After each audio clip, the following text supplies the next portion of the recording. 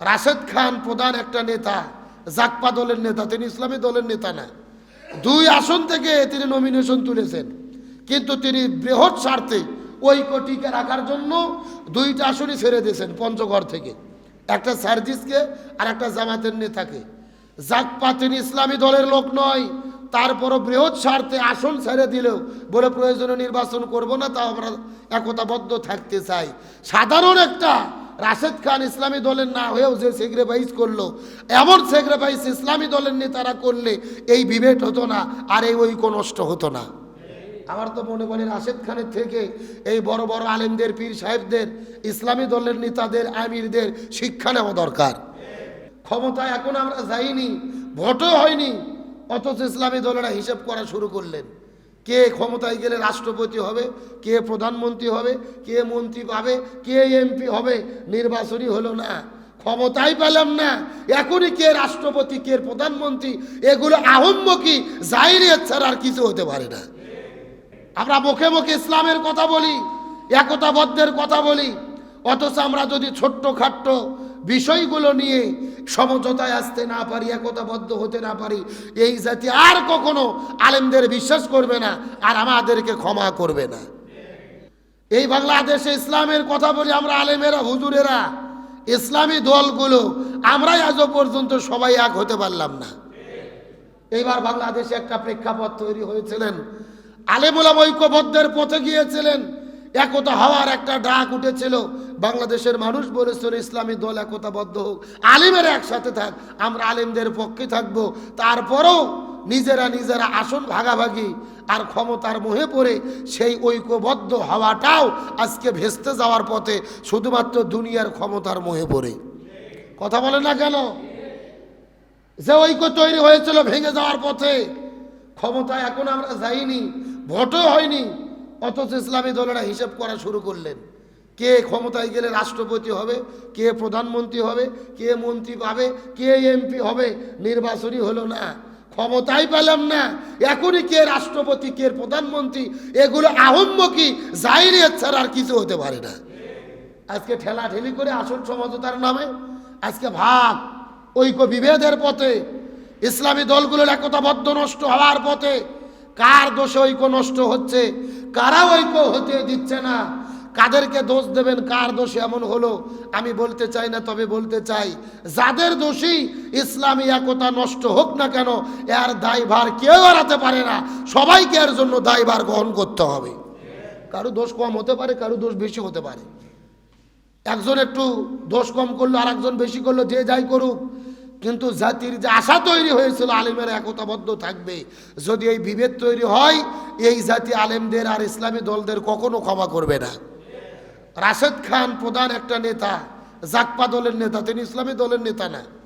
2 আসন থেকে তিনি নমিনেশন তুলেছেন, কিন্তু তিনি বৃহৎ স্বার্থে ঐক্য টিকে রাখার জন্য 2টা আসনই ছেড়ে দিয়েছেন পঞ্চগড় থেকে, একটা সার্জিসকে আর একটা জামাতের নেতাকে। জাকপা তিনি ইসলামী দলের লোক নয়, তারপরও বৃহৎ স্বার্থে আসন ছেড়ে দিলেও বলে প্রয়োজনীয় নির্বাচন করব না, তাও আমরা একতাবদ্ধ থাকতে চাই। সাধারণ একটা রাশেদ খান ইসলামী দলের না হয়েও যে সেক্রিফাইস করলো, এমন সেক্রিফাইস ইসলামী দলের নেতারা করলে এই বিভেদ হতো না, আর এই ঐক্য নষ্ট হতো না। আমার তো মনে করি রাশেদ খানের থেকে এই বড় বড় আলেমদের, পীর সাহেবদের, ইসলামী দলের নেতাদের, আমিরদের শিক্ষা নেওয়া দরকার। আমরা মুখে মুখে ইসলামের কথা বলি, একতাবদ্ধের কথা বলি, অথচ আমরা যদি ছোট্ট খাট্ট বিষয়গুলো নিয়ে সমঝোতায় আসতে না পারি, একতাবদ্ধ হতে না পারি, এই জাতি আর কখনো আলেমদের বিশ্বাস করবে না, আর আমাদেরকে ক্ষমা করবে না। আজকে রাসূলের বিধান হাদিস এসেছেন, 3 জন ব্যক্তি যদি তোমরা এক জায়গায় থাকো, 3 জনের মধ্যে অন্তত একজন আমির থাকা লাগবে। কি থাকা লাগবে? আমির মানে নেতা, একটা নেতার অধীনে 3 জনকে চলা লাগবে। অথচ এই 11 দল জোট করছে, কেউ কারো নেতৃত্ব মানবে না, বলতেছে না কারো নেতৃত্বে জোট না, আমরা সমঝোতা করতে চাই। তার মানে কেউ কারো নেতৃত্ব মানবে না, ভেতরে অহংকার, মানে নেওয়ার দাম্ভিকতা, যে কেউ ওর অধীনে যাব, মিডিয়াত প্রচার হবে, জামাতের অধীনে জোট, চরমনের অধীনে জোট, মানে কেউ কারো অধীনে নেতৃত্ব যেতে চায় না। তার মানে ভেতরে আহম্মকার, অহংকার আছে না নাই? ইসলাম বললো 3 জন থাকলে একজন নেতা মানো। ভোট হচ্ছে যুদ্ধ, আর এরা যুদ্ধের মাঠত যাচ্ছে নেতা ছাড়া। টেকে টেকে। আল্লাহ তাআলা সঠিক বুঝ দান করুক, বলেন আমিন। আমরা আশা করি, হতাশা নয়, একতাবদ্ধ হন, আলেমদের একতাবদ্ধ হন, ইসলামের বিজয়, দ্বীনের বিজয়, রাসূলের আদর্শের বিজয়। সুতরাং আশা করি এখনো সময় আছে, একতাবদ্ধ হন, ছোটখাটো চাওয়া পাওয়া ভুলে যান। দ্বীনের ক্ষেত্রে, ইসলামের ক্ষেত্রে আপনাদের উদ্দেশ্য যদি থাকে দ্বীনের বিজয়, কোরআনের বিজয়, তাহলে ছোটখাটো বিষয় নিয়ে কেন বিভেদ হবে? এই বিভেদ যদি হয়, জাতি কখনো ক্ষমা করবে না। ওই হাসরের ময়দানে কেউ কারু কাজে আসবে না, বরং হাসরের ময়দানে যদি আপনি সফল হতে চান, এই দুনিয়ার ভিতরে যারা আল্লাহকে ভয় করে ভালো আমল করে দুনিয়া থেকে বিদায় নিয়ে চলে যাবেন, একমাত্র হাসরের ময়দানে তারাই কিন্তু আল্লাহর কাছে সফল কাম হবেন। এই জন্য আল্লাহ রাব্বুল আলামিন বলেন, আল্লাযী খলাকাল মাউতা ওয়াল হায়াতা লিয়াবলুয়াকুম আইয়ুকুম আহসানু আমালা। আমি মানুষের জীবনকে সৃষ্টি করেছি পরীক্ষা করার জন্য, কারা কারা ভালো ভালো আমল করে অন্ধকার কবরের মধ্যে চলে আসতে পারে। ওই হাসরের ময়দানে আল্লাহ যখন প্রশ্ন করবেন, আমাদের জবাব দিতে হবে। যার আমলের জবাব তাকে আল্লাহর কাছে দিতে হবে। স্ত্রী, সন্তান, পাড়া প্রতিবেশী, ভাই বোন কিন্তু কোনো কাজে আসবে না। সুতরাং হাসরের ময়দানে আল্লাহর কাছে প্রশ্নের জবাব দিয়ে যদি সফল হতে চাই, এই দুনিয়ার ভেতরে আল্লাহর সঙ্গে সম্পর্ক রেখে তার বিধি বিধান গুলো মেনে চলার দরকার আছে না নাই? আখিরাতে কেউ আপনার কাছে আসবে না। যে স্ত্রী সন্তানের জন্য আপনি নামাজ পড়ার সময় পান না, এত ব্যস্ত, জমিতে কাজ করতে করতে আপনি নামাজের সময় নাই, আপনি দোকানদারি করতে করতে নামাজ পড়ার সময় নাই, দুনিয়ার মোহে পড়ে আসক্তি হয়ে উদ্দেশ্য কি? টাকা পয়সা কামাই কাজ করবেন, আপনার স্ত্রী সন্তানকে ভালো রাখবেন, পরিবারকে সুখে রাখবেন, এটাই তো টার্গেট। আর কি টার্গেট? অর্থ যেই পরিবারের জন্য আল্লাহকে ভুলে গিয়ে এত কষ্ট বিভোর হয়ে গেলেন, আল্লাহকে ভুলে গেলেন, অথচ ওই হাসরের ময়দানে আপনার সন্তান আপনাকে বাবা বলে পরিচয় দেবে না, আপনার স্ত্রী আপনাকে স্বামী বলে পরিচয় দেবে না। ওই দুনিয়াতে কেউ কারু নয়, কেউ কারু কাছে আসবে না আখিরাতের ময়দানে। সুতরাং আখিরাত জীবন যদি ভালো করতে চাই, ওই আল্লাহর সঙ্গে সম্পর্ক রাখার দরকার আছে না নাই? এই দুনিয়ার স্বার্থের জন্য কত নেতা, কত দল, কত রাজনীতি। অমুক দল করলে বড় দল, আমার পাওয়ার বাড়বে, আমার ক্ষমতা বাড়বে, রাজত্ব বাড়বে, অমুক দল ক্ষমতায়, তাদের পক্ষে থাকতে হবে, আমি একটু প্রভাব নিয়ে থাকতে চাই। ওই দল কি হাসরে আপনার পাশে দাঁড়াবে? আপনার ছেলে মেয়ে, নিজের ছেলে মেয়ে, স্ত্রী সন্তানই তো নাই, আর দল তো বহু দূরে, যার টেনশনে ছেয়ে থাকবে। সুতরাং দুনিয়ায় আপনি মহত্ব পালেন কিনা, দুনিয়ায় পাওয়ার পেলেন কিনা, ক্ষমতা পেলেন কিনা, এটা বড় বিষয় নয়। আমাদেরকে দেখতে হবে আমরা আল্লাহর সন্তুষ্টি অর্জন করতে পারলাম কিনা। এই দুনিয়ায় মানব রচিত রাজনীতির জন্য আমরা পাগল হয়ে গেছি। আল্লাহ রসুলের আদর্শ বাস্তবায়নের আন্দোলন আমাদের টেনশন নাই, আল্লাহর কোরআনের বিধান কায়েমে আমাদের ব্যস্ততা নেই।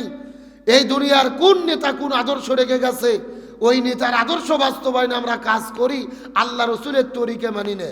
বরং 2-4 জন দ্বারা ইসলামে আন্দোলন করে, আল কোরআনের আইন কায়েম করতে চাই, রসুলের আদর্শের সমাজ গঠন করতে চাই। আমরা সুযোগ পেলে তলে তলে তাদের বিরোধিতা করি, এমন মুসলমান আছে না নাই? আমরা নিজেরাও ইসলাম চাই না, বরং 2-4 জন দ্বারা ইসলাম চাই, তাদেরকেও আমরা দেখতে পারি না এই দুনিয়ার স্বার্থের জন্য। এমন লোক আছে না নাই? সুতরাং 10-5 বছরের জিন্দেগি, কখন কার মৃত্যু আসবে জানি না। দুনিয়ার কোনো ব্যক্তির রাজনীতি নয়। এই দুনিয়ায় যদি আপনি রাজনীতি করতে চান, রসুল যেই রাজনীতি করেছে এই রাজনীতি আমাদের করতে হবে। তার কারণ রসুলের তরিকায় নামাজ, রোজা, হজ, যাকাত করা যেমন ফরজ, ওই রসুলের তরিকায় রাজনীতি করাও তেমন। কথা বলে না কেন? কিন্তু তারা নামাজের ফরজ মানি, হজের ফরজ মানি, যাকাতের ফরজ মানি, নবী যে আদর্শ কায়েমের আন্দোলন করেছে ওই নবী রাজনীতির ফরজ আমরা মানি না। কতক্ষণ ঠিক কিনা? রসুলের আদর্শ যদি জমিনে বাস্তবায়ন হয়, শান্তি আসবে কি আসবে না? কিন্তু কার দোষ দেবেন, কার বিরুদ্ধে কথা বলবেন? এই বাংলাদেশে ইসলামের কথা বলি আমরা, আলেমেরা, হুজুরেরা, ইসলামী দলগুলো, আমরাই আজও পর্যন্ত সবাই এক হতে পারলাম না। এইবার বাংলাদেশে একটা প্রেক্ষাপট তৈরি হয়েছিলেন, আলেম ওলামা ঐক্যবদ্ধের পথে গিয়েছিলেন, একতা হওয়ার একটা ডাক উঠেছিল, বাংলাদেশের মানুষ বলেছিল ইসলামী দল একতাবদ্ধ হোক, আলেমেরা একসাথে থাক, আমরা আলেমদের পক্ষে থাকব। তারপরও নিজেরা নিজেরা আসন ভাগাভাগি আর ক্ষমতার মোহে পড়ে সেই ঐক্যবদ্ধ হওয়াটাও আজকে ভেস্তে যাওয়ার পথে, শুধুমাত্র দুনিয়ার ক্ষমতার মোহে পড়ে। কথা বলে না কেন? যে ঐক্য তৈরি হয়েছিল ভেঙে যাওয়ার পথে, ক্ষমতায় এখন আমরা যাইনি, ভোটও হয়নি, অথচ ইসলামী দলেরা হিসেব করা শুরু করলেন কে ক্ষমতায় গেলে রাষ্ট্রপতি হবে, কে প্রধানমন্ত্রী হবে, কে মন্ত্রী পাবে, কে এমপি হবে। নির্বাচনই হলো না, ক্ষমতাই পেলাম না, এখনই কে রাষ্ট্রপতি কে প্রধানমন্ত্রী, এগুলো আহম্মকি জাহিরিয়াত ছাড়া আর কিছু হতে পারে না। আজকে ঠেলাঠেলি করে আসন সমঝোতার নামে আজকে ভাগ ঐক্য বিভেদের পথে, ইসলামী দলগুলোর একতাবদ্ধ নষ্ট হওয়ার পথে। কার দোষে ঐক্য নষ্ট হচ্ছে? কারা ঐক্য হতে দিচ্ছে না? কাদেরকে দোষ দেবেন? কার দোষে এমন হলো আমি বলতে চাই না, তবে বলতে চাই যাদের দোষী ইসলামী একতা নষ্ট হোক না কেন, এর দায়ভার কেউ এড়াতে পারে না, সবাইকে এর জন্য দায়ভার গ্রহণ করতে হবে। কারো দোষ কম হতে পারে, কারো দোষ বেশি হতে পারে। একজন একটু দোষ কম করলো, আর একজন বেশি করলো, যে যাই করুক, কিন্তু জাতির যে আশা তৈরি হয়েছিল আলেমেরা একতাবদ্ধ থাকবে, যদি এই বিভেদ তৈরি হয়, এই জাতি আলেমদের আর ইসলামী দলদের কখনো ক্ষমা করবে না। রাশেদ খান প্রধান একটা নেতা, জাকপা দলের নেতা, তিনি ইসলামী দলের নেতা না। 2 আসন থেকে তিনি নমিনেশন তুলেছেন, কিন্তু তিনি বৃহৎ স্বার্থে ঐক্য টিকে রাখার জন্য 2টা আসনই ছেড়ে দিয়েছেন পঞ্চগড় থেকে, একটা সার্জিসকে আর একটা জামাতের নেতাকে। জাকপা তিনি ইসলামী দলের লোক নয়, তারপরও বৃহৎ স্বার্থে আসন ছেড়ে দিলেও বলে প্রয়োজনীয় নির্বাচন করব না, তাও আমরা একতাবদ্ধ থাকতে চাই। সাধারণ একটা রাশেদ খান ইসলামী দলের না হয়েও যে সেক্রিফাইস করলো, এমন সেক্রিফাইস ইসলামী দলের নেতারা করলে এই বিভেদ হতো না, আর এই ঐক্য নষ্ট হতো না। আমার তো মনে করি রাশেদ খানের থেকে এই বড় বড় আলেমদের, পীর সাহেবদের, ইসলামী দলের নেতাদের, আমিরদের শিক্ষা নেওয়া দরকার। আমরা মুখে মুখে ইসলামের কথা বলি, একতাবদ্ধের কথা বলি, অথচ আমরা যদি ছোট্ট খাট্ট বিষয়গুলো নিয়ে সমঝোতায় আসতে না পারি, একতাবদ্ধ হতে না পারি, এই জাতি আর কখনো আলেমদের বিশ্বাস করবে না, আর আমাদেরকে ক্ষমা করবে না। আজকে রসুলের বিধান হাদিস এসেছেন, 3 জন ব্যক্তি যদি তোমরা এক জায়গায় থাকো, 3 জনের মধ্যে অন্তত একজন আমির থাকা লাগবে। কি থাকা লাগবে? আমির মানে নেতা। একটা নেতার অধীনে 3 জনকে চলা লাগবে। অথচ রাই 11 দল জোট করছে, কেউ কারো নেতৃত্ব মানবে না। বলতেছে না কারো নেতৃত্বে জোট না, আমরা সমঝোতা করতে চাই। তার মানে কেউ কারো নেতৃত্ব মানবে না।